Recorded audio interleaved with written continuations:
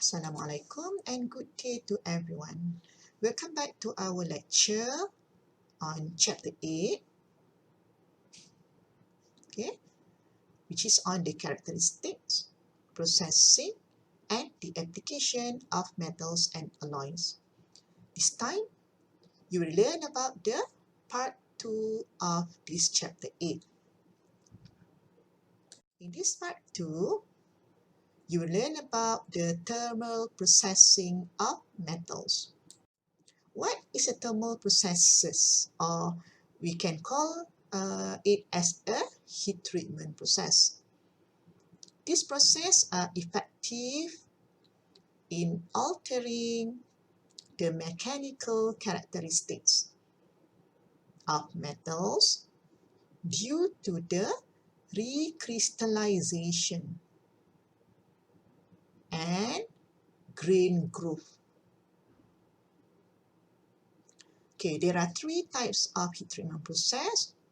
One is annealing, two is hardening, and three is tempering. Let's look at one by one. Okay, what is annealing? Annealing is a heat treatment process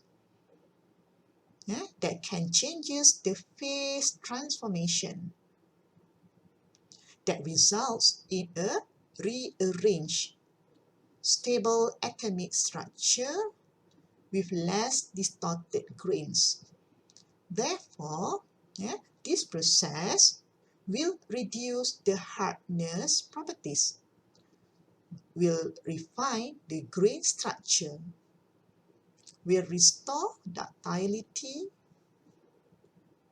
and will remove the internal stresses which was left over from some of the industrial forming process in order to improve the machinability of the metal and its alloys. These internal stresses in the metals may develop in response to the plastic deformation process in cold working process. Second, it may respond to the non-uniform cooling of the material. And the third one, these internal stresses develop because of a phase transformation. Okay, let's look at how this plastic deformation process from the forming process in industry can produce the internal stresses. Okay, the ability of metal to plastically deform depends on the ability of the dislocation to move. If the dislocation can't move, the plastic deformation doesn't occur. Okay, I hope you still remember about the knowledge. You still remember the knowledge about the dislocation. What is dislocation? Dislocation is a type of linear defect. Okay, if you look at this diagram, A is the dislocation line. Okay, dislocation line. Here, you can see that this material is deformed because of the movement of this dislocation line at A position to this position. Okay, this diagram, this illustration shows the atomic rearrangements that accompany the motion of an edge dislocation as it moves in response to an applied shear stress. Yeah? So please remember that in order for the metal to be deformed, yeah, this dislocation line need to move from one place to another place, yeah, from one position to another position. Okay, under the transmission electron microscope, yeah, under the transmission electron microscope, which is a special microscope, yeah, we can see that, yeah, the dislocation line, yeah, is represented by this black line. Yeah? You can see here. Yeah? Black line or the dark lines. Yeah? The dark lines represent the dislocation. Okay? The more unconstrained the dislocation motion, the greater the metal can be deformed. Yeah? The softer and weaker it becomes. Okay, for metals, all strengthening techniques rely on this simple principle. Restricting or hindering dislocation motion renders a material harder and stronger. Yeah? Okay. So we obtain the strengthening of the metal during the plastic deformation process by increasing the number of the dislocation. As what you can see here in these pictures, A and B, you can see the comparison in terms of the density of the dislocation line, which is B is having more dislocation. Why I say this? Because if you compare A and B, B image is having more dark area, more dark lines compared to A. Yeah? So meaning that B image having more dislocation lines. Okay? Why this happen? Yeah? This can be happen. Yeah? The density of the dislocation can be increased due to the cold work process. Okay, what is a cold work process? Cold work process is a process of metal deformation. If you still remember, in the first part of this lecture, after the molten steel has been cast into billet and bloom or slab, the semi-finished steel products are sent to another factories in order to reduce the size of the metal. So in order to reduce the size or thickness of the metal, the metal need to go through a cold working process, or to be specific is need to go through a rolling process. Okay, what is a rolling process? Rolling process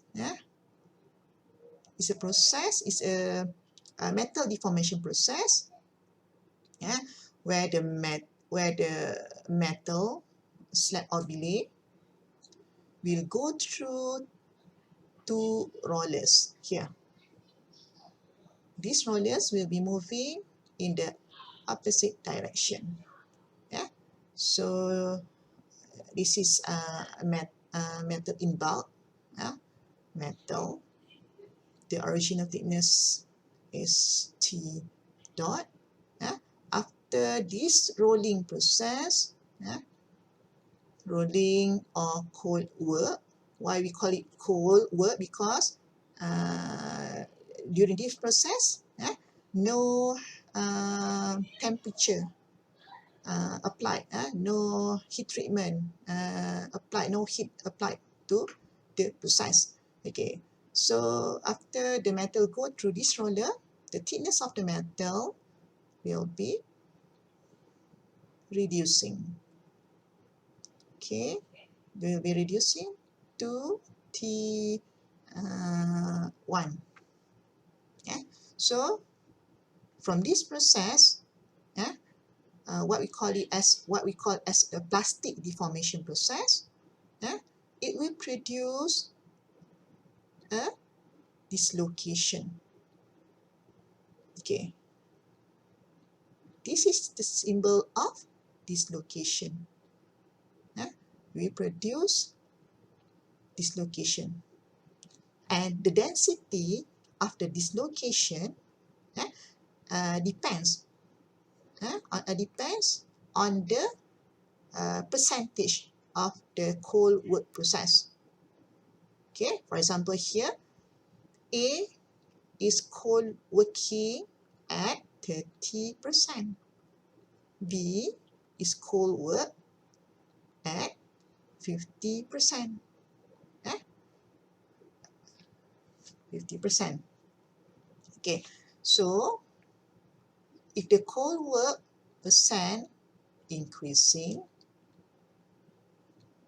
okay, the area of the sample will be reducing. The cross-sectional area of the sample will be reducing. And it will produce more dislocation, or it will produce high dislocation density. Okay, so if you compare 30 and 50, 50 which having a high percent of cold working,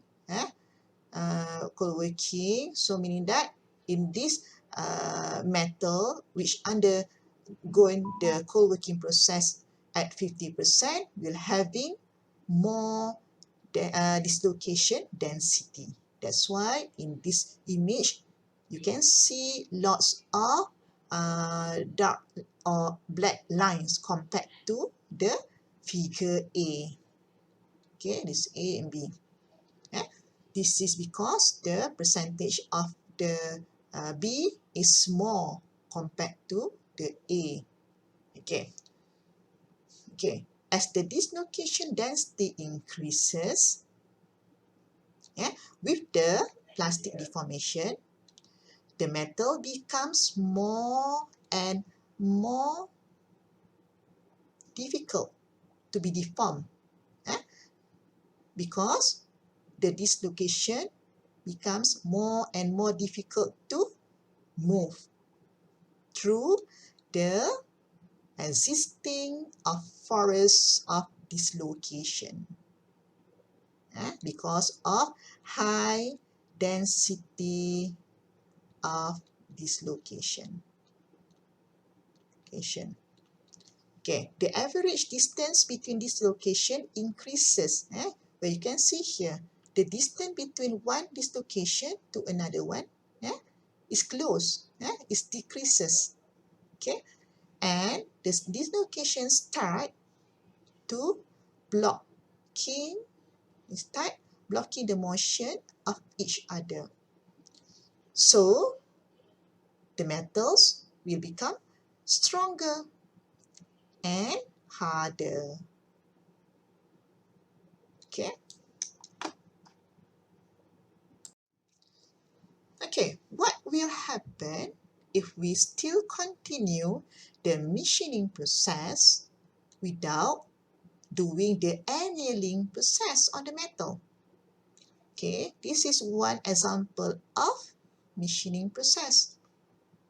Okay, what will be happen? If we continue doing the machining process without doing the heat treatment process on the metal. And please remember that this metal it consists of high density of dislocation. Okay. This is a clue before we answer the question. For the annealed metals, for the metal which undergo a heat treatment process, it is easily to be deformed. While for the metal which is hardened, it's very difficult to deform the metal. Okay. So the answer is the cutting tools, which was used during the machining process will be worn due to the hard metal, because the metal consists of high dislocation density.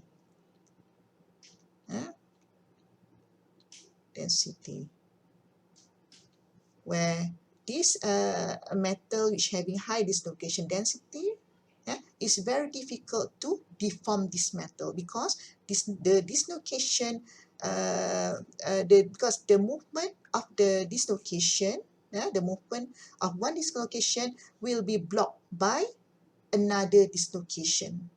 Okay, so here you can see this is a drill bit which was worn due to the hard metal, and this is also cutting tools, as another type of cutting tools where you can see some of the edges were worn because of the hard material.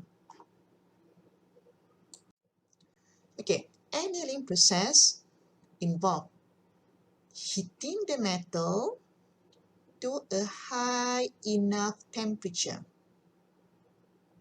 for the grains to form.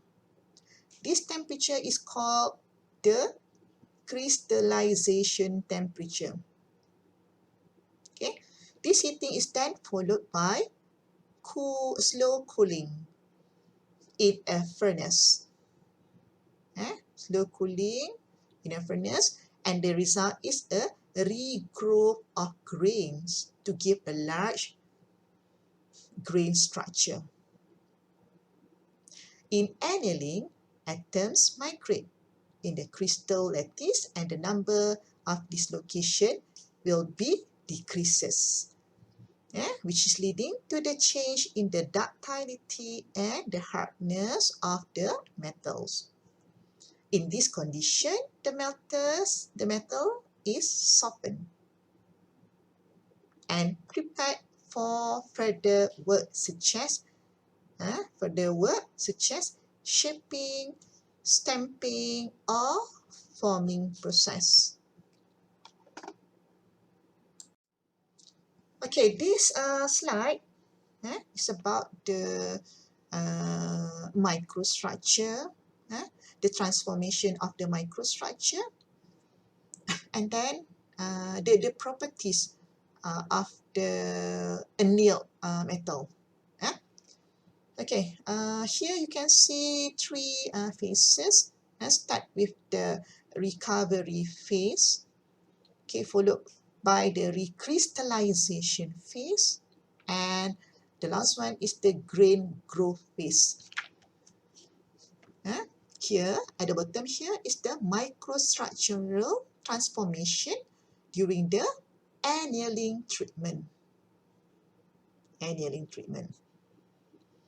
Okay, it start with a cold wood sample.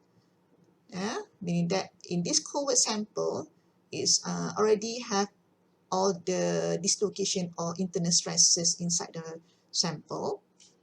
Okay, for this cold wood sample, this is the microstructure. Okay, how about the properties of the cold wood sample? We know that this cold wood sample is referring to a sample which was undergone a plastic deformation process. So of course in this sample is already consists lots of dislocation. So how about the properties? Of course, since it consists lots of dislocation, uh, and it becomes hardened.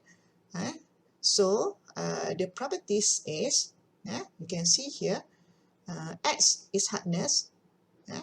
So the properties is, this is hardness.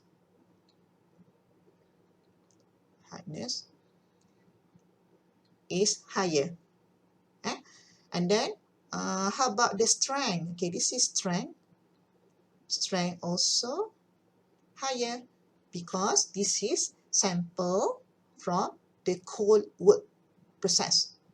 Okay, and then how about the ductility? Because the sample is having a high strength, so the ductility is low. This is the ductility. Okay, and this is the residual stress. Okay, during the process, when we heat the sample, we increase the temperature and also the duration. We extend the duration of the heat treatment process. The microstructure of the cold wood will be transformed. So as the temperature increase, as the duration increase, you can see here initial recrystallization occurs. The black dot here. This is the recrystallization, okay, of new grains.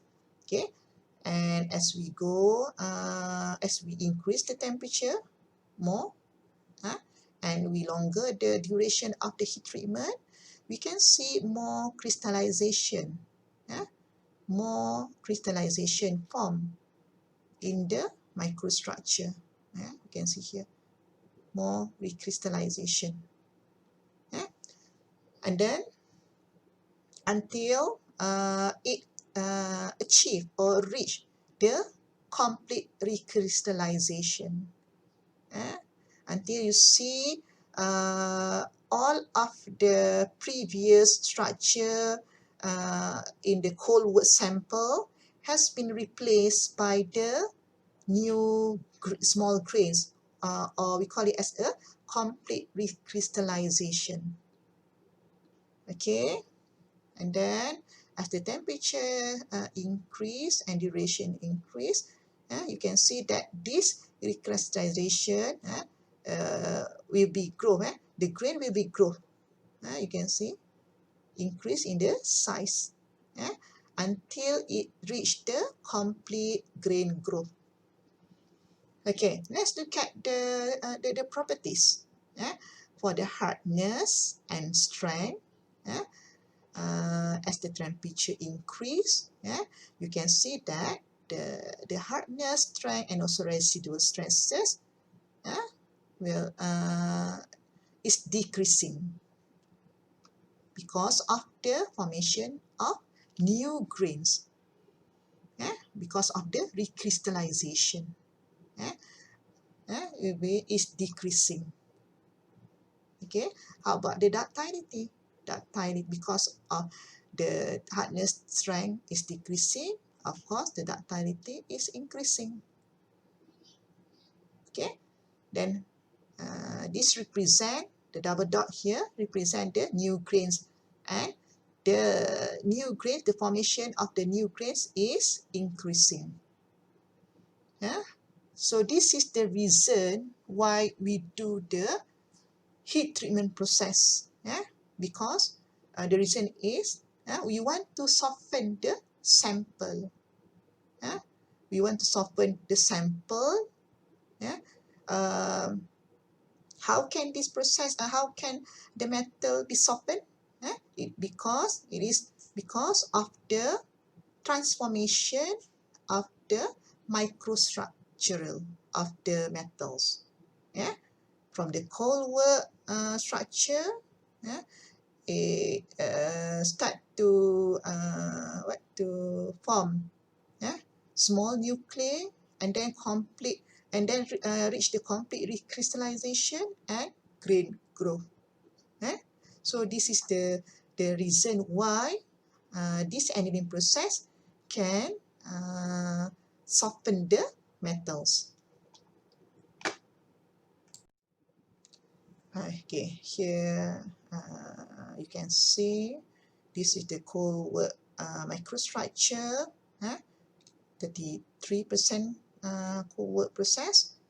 After the heat treatment was done at 580 degrees C. After 3 seconds, you can see new crystals nucleate.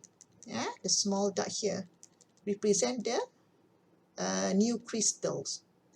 And then we longer the time to 4 seconds at the same temperature. You can see half of the structure have been replaced by the small new crystal or nuclei. Okay, and then after 8 seconds, you can see the metal is having complete recrystallization. And if we continue the process up to 15 minutes, you can see that the small grain in the recrystallization phase is growing. The grain growth. Okay. Then after 10 minutes at higher temperature, you can see the size of the grains is bigger. Okay, there are four types of annealing process. Okay, one is full anneal. The second one is process anneal. Then the third one is the normalizing, and the fourth one is spheroidizing. Okay, annealing is carried out because of three reasons. One is to relieve stresses, and then the second reason is to increase the softness, ductility, and the toughness of the material. And the last reason is to produce a specific microstructure. Okay, this annealing process consists of 3 stages. Okay, because we for this annealing process, for these metals and alloys, for this chapter, I always refer to the steel. So that's why here I include the phase diagram of the iron carbide phase diagram for steel. Okay, so the annealing process start with heating the steel above its critical temperature to form the austenite phase. Okay, let's look at this iron carbide phase diagram. How to select the best temperature in order to form the austenite phase? Okay, you still remember steel. There are lots of types of steels, and it's based on the percent of carbon. Okay, so let's say here, if you have steel which has the percent of carbon 1 with percent carbon, yeah, 1% carbon, okay, yeah. If you want to do the annealing process, you need to choose the temperature which is above the critical temperature. Meaning that you need to choose the temperature in the range of this temperature. This is the critical line. Okay. And then holding or soaking at that temperature. Holding or soaking at that temperature. Okay. You look at here, temperature. First of all, we heat the sample until it reach this range of the temperature in order to form the austenite, and then we hold the sample at that temperature. For example, we do the soaking process for 6 hours. At 6 hours at 1500 degrees C. This is what we call as a holding or soaking time. And then after it reach 6 hours of 1500 degrees C, then the sample need to be cooled. We do cooling process, usually to room temperature using furnace cooling. Okay. After holding, we do the cooling process. This is cooling process. Okay, so these are the main steps of annealing process. Okay, this slide shows you the industrial furnaces. Where you can see here, this is the products. This is inside the furnace, and here also you can see the products inside the furnace. And then this is examples of heat-treated products. Okay, this picture, this product, this is the heat treating furnace at 1800 degree Fahrenheit or 980 degrees C. And here you can see the steel casting products after undergoing 12 hours at 1200 degrees C of heat treatment process. Okay, now let's look at the first type of annealing process, where we call it as a process annealing. Process anneal. This process used to relieve stress in a cold work eutectoid plain carbon steel. I hope you still remember the knowledge, some of the knowledge, especially on the iron carbon phase diagram in the chapter 7, eutectoid, meaning that the composition is less than the eutectoid reaction. Okay, so for this process anneal, it is applied only for the steel which having eutectoid composition, meaning that composition less than this eutectoid reaction. Okay, the steel is usually heated up to 550 to 650 degrees C for 1 hour. So let's say if I take at 0.28%, okay, so in order to do the process annealing, okay, 0.20% is the composition less than the eutectoid composition, and we can call it as a hypoeutectoid. Okay, So for this steel, okay, for this steel, in order to relieve the stress in the cold wood sample, this steel need to be heated up to the temperature, to the maximum temperature, up to 700 degrees C. You can choose any temperature under in this range. Okay, 550 until 700 degrees C. Okay, in this during this process, no phase transformation involved.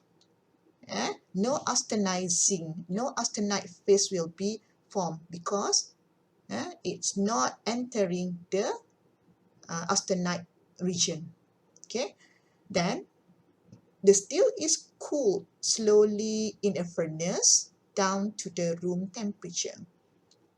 The process annealing is used to soften the metals, for example, steel sheets and wire products, for further cold working process. Okay, let's move to the other one. Okay, the second process is full annealing. Full annealing process. The alloy is treated by heating to a temperature about 50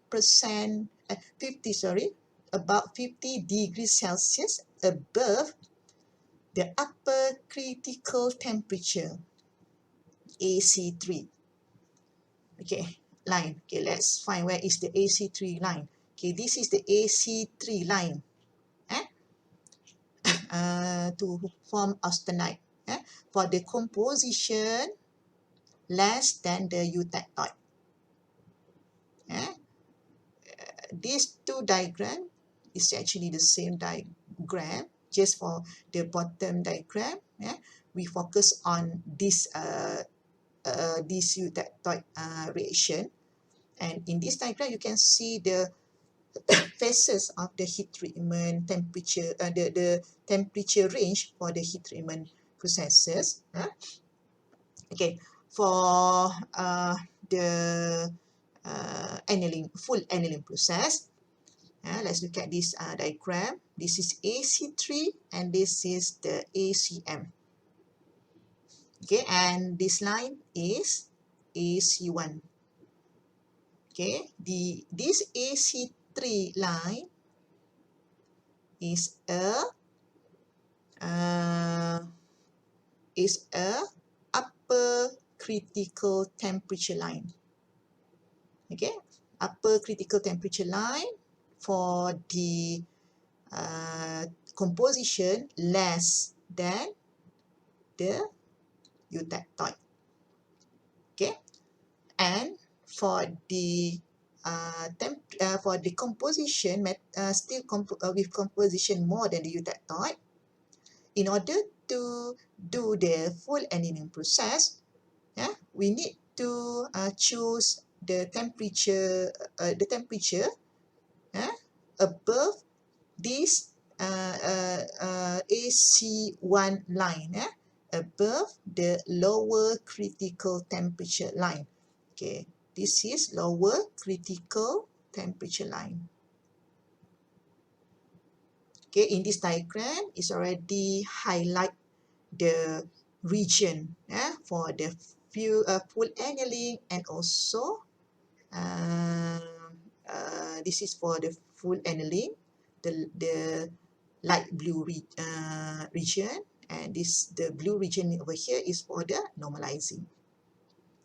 Okay, for the composition less than the eutectoid, you need to choose, in order to select the full annealing temperature, you need to choose in this temperature range, which is 50 degrees C above the AC3 line.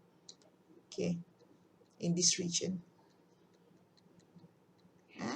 For example, If I ask you, what is the annealing temperature? What is the full annealing temperature for the steel having 0.60 carbon? Okay, so from this 0.6% 60% carbon, we draw a dotted line until this region. So here you can see, you can choose the annealing temperature from the minimum temperature here until this region. This region. Okay. If I ask you what is the full annealing temperature, can we use for the steel which having 1.2% carbon? Okay, let's draw a dotted line here until it reach this region. This is for the full annealing for the composition more than the eutectoid reaction. Dotted line, when it intersect with the first line here, this is the minimum temperature, and this is the maximum temperature that you can choose in order to do the full annealing process for the steel which having the composition more than the eutectoid composition. Okay. And then help for necessary time. Soaking help. We help the temperature for a necessary time. Which refers to the soaking process, and then cool slowly in furnace, resulted in coarse pearlite and pro-eutectoid ferrite structure for the less eutectoid composition. For the less than eutectoid composition, okay, for this steel less, which having less eutectoid composition, the final microstructure is coarse pearlite. Okay, coarse pearlite meaning that it consists of alpha ferrite and cementite. Pearlite meaning that it is alternating layers, and then and it also has the pro-eutectoid ferrite. Pro-eutectoid ferrite because this is austenite. If you look at the cooling process of the steel, it will start with the austenite phase, and then it will enter the alpha and austenite phase, where in this phase, the alpha phase will be formed. Alpha is ferrite. Okay, and then once it crosses this eutectoid temperature, all the austenite will be formed into the pearlite alternating layers, and the ferrite is still there in the microstructure, and we call it as the pro-eutectoid ferrite because this is the first ferrite which formed before it enter or before it cross the eutectoid temperature. Okay, fully annealed steel is soft and ductile with no internal stresses, which often necessary for forming. Okay. Okay, how about normalizing? Normalizing is accomplished by heating at least 55 degrees C above the upper critical temperature, that is above the AC3 line. Okay, above the AC3 line for the composition less than the eutectoid. This is eutectoid. The region here, the blue region here, the dark blue region here, is referring to the temperature range for the normalizing process. Okay, if you have still less than this eutectoid composition, you need to choose the temperature of the normalizing 55 degrees C. If you look at the scale here, this line until this line is about 55 degrees C. 55 degrees C above the AC3 line for the less composition than the eutectoid.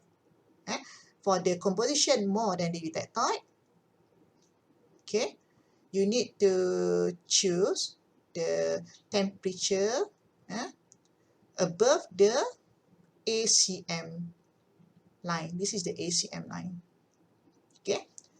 After sufficient time to completely transform to austenite, okay, this is all austenite, the steel then cool in still air. Okay, normalizing process is more economical compared to the annealing process since the cooling rate is faster. No furnace required to control the cooling rate. Because we take out the sample and just expose it to the air. The purpose of normalizing are to refine the grain structure, to increase the strength compared to the annealed process, and to provide more uniform structure. Okay. Let's move to the other one, spheroidizing. Okay, medium and high carbon steels having a microstructure containing coarse pearlite, which may be too hard to be machined and plastically deformed. Okay, these steels may be heat treated or annealed to develop the spheroidite structures. Spheroidite steels have a maximum softness and ductility and are easily to be machined and deformed. Okay, this process consists of heating the alloy at a temperature just below the eutectoid temperature, which is below the AC1 line. Okay, look at this diagram. Where is the AC1 line? This is the AC1 line. And this spheroidizing is applied only to medium and also high carbon steel. So you can see this range of composition is the range of the composition for medium and medium and high carbon steel. Okay. So the temperature that you can choose is below. You can choose the temperature just below the eutectoid. This is eutectoid. So this is the AC1 line. You can choose any temperature below this eutectoid line, eutectoid temperature, until this line. Okay.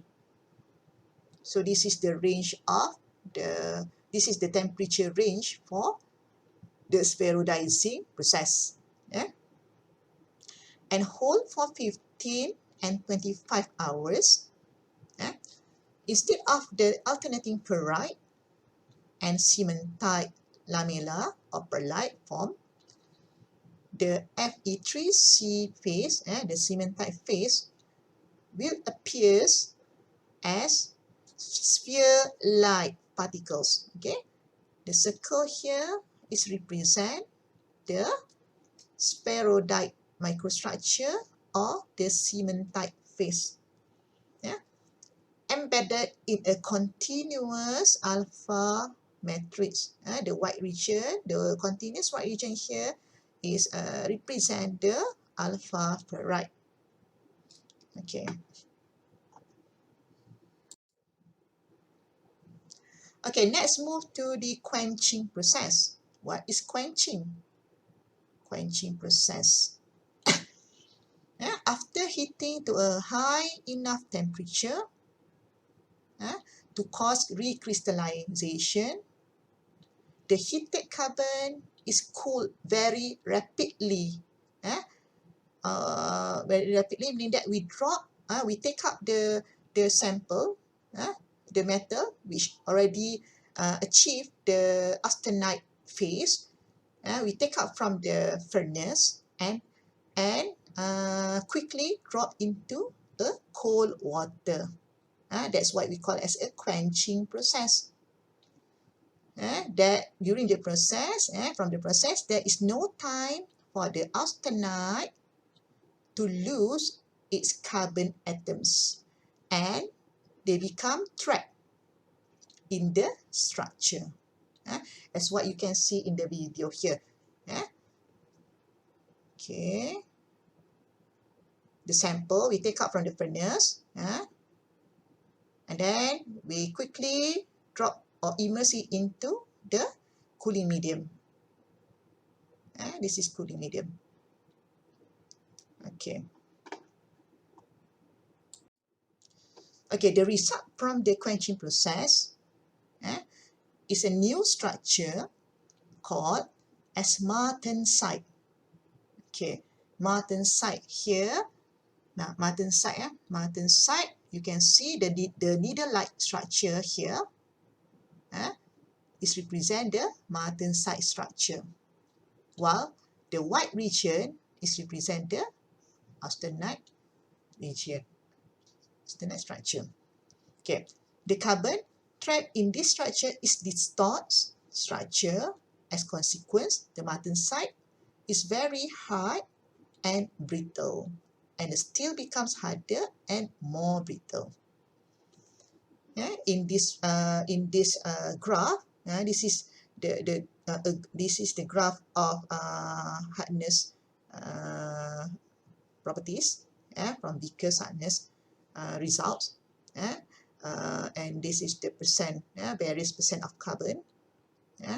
You can see here there are two curves, two results. One from the quenched sample and another one is from the annealed sample. This is the hardness values.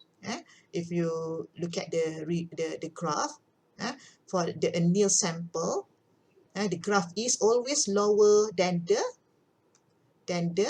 quenched sample. Because of from these quenched samples, because of the quenching process, from the quenching process, this martensite microstructure has been formed. And this martensite structure is very hard and brittle. That's why here you can see the graph, the curve for the quenched samples is always higher. It's always higher compared to the annealed sample.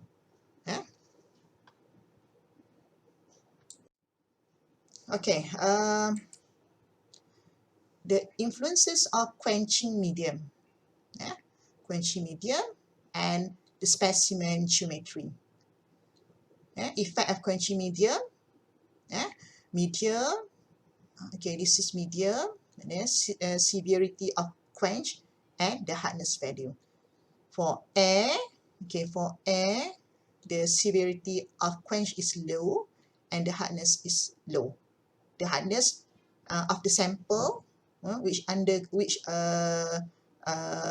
immerse in the quenching medium air, or which the sample is just exposed to the air, is having low hardness. For the quenching medium oil, meaning that from the furnace, we take out the sample and we drop the sample in the oil medium. The severity of quench is moderate, and the hardness is moderate. For water, if you use water as a quenching medium, water having high severity of quench, it will produce high hardness. Okay, this is the effect of quenching medium. This is the quenching medium.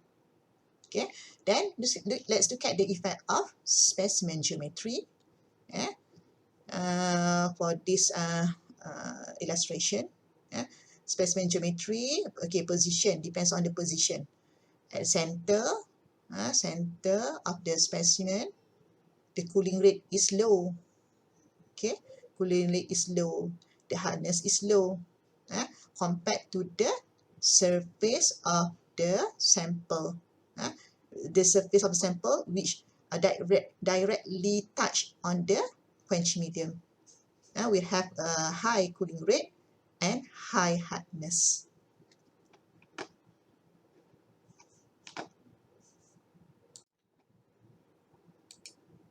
Okay, now let's look at this graph. Okay, this graph, figure 13.4, is about the effect of carbon and heat treatment process on the properties of plain carbon steels. Okay, here you can see that for both properties, tensile strength and also the yield strength, as the carbon content in the normalized and annealed sample increases, as the carbon content increases, the tensile strength properties and the yield strength properties will also increases. Here you can see that the normalized curve for tensile and also yield strength is always greater than the annealed curve. This is because during the normalizing process, the metal during the normalizing process, the metal produced will have a higher tensile strength and yield strength compared to the annealed sample. Okay, and then once the tensile strength increases, okay, the percent of elongation will be decreasing for both annealed and normalized sample. Okay, the next curve is about the heat treatment temperature time pulse. Or here you can see that, let's focus on this line, this solid line. Okay, this solid line for the red line and so for the green line. This is called as a continuous cooling transformation, CCT diagram. Okay, in this diagram, there are two reaction curves. The first one is this solid brown line. This reaction curve. This reaction curve is represent the beginning of pearlite formation. Begin or start of pearlite formation. Meaning that on this line, the pearlite is equal to 0%. Okay, and another reaction curve is indicated by this green solid curve. This green solid curve is represent the completion of pearlite formation. Meaning that at this line, the percent of pearlite is equal to 100%. Okay, and in between of these two reaction curve, if I add another curve here, this dotted curve is represent the formation of 50% pearlite. Okay, so here this is the transformation from austenite to pearlite. Okay, in this curve, in this diagram, you can see this diagram, the axis is referring to the time, y axis is referring to the temperature. Okay, in this diagram, you can see three cooling curves, which are indicated by A, B, and C. Okay, let's look at one by one. For the A cooling curve, A cooling curve, which is indicated by the gray line. Okay, it begins with heating the steel to the temperature which can produce an austenite phase. Okay, austenite phase. Okay, and then for the A is annealing process. A is annealing process. Okay, during the annealing process, we always start with heating the sample to the temperature that can produce austenite phase, and then the sample is cooling to room temperature. If you see here, the gray lines, the gray lines, how we draw the gray line is like this, from the austenite temperature, and then we draw the line to the end of the what we call it as to the room temperature. For this full annealing is a slow cooling process, so that's why when drawing the line, we will draw the line to this point in order to show that this is the duration for the slow cooling process of the annealing. Okay,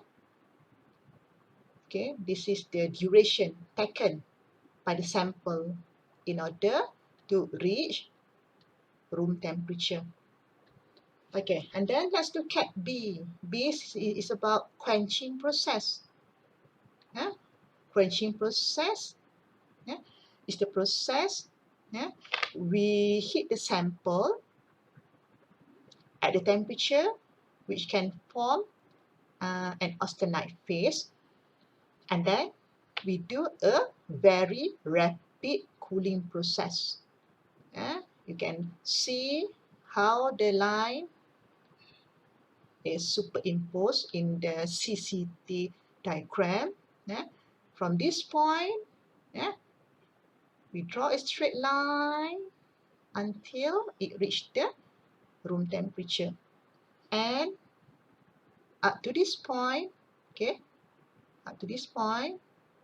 this is the time or duration taken by the sample for the quenching process. And here you can see the difference in terms of the duration taken by the full annealed metal, which is longer than the quench sample. Very rapid cooling process sample. Okay, and if you look at here, for this quench process, no pearlite formation, because this cooling curve is not intersect with these two curve of reaction. Okay, this cooling process is not intersect with the with these two cooling these two reaction curve. These two reaction curve is the transformation between transformation from austenite to pearlite. Okay, so what is the microstructure formed during the martensite? Is all during the quenching is all martensite. M is martensite structure. Martensite structure. Okay, now let's look at tempering. What is tempering? Okay, tempering usually performed after a quenching process. That's why C, if you look at C, it start this C process start after the end of the tempering process. Okay, and then the sample is heating. Okay, the sample is heating to the temperature below the lower critical limit. Okay, so this is this figure, or this figure is about the transformation. Transformation from the transformation, or what is the expected microstructure from a cooling process. Here you can see in the graph there are three heat treatment process, cooling process for these three heat treatment process: full annealing, quenching, and tempering.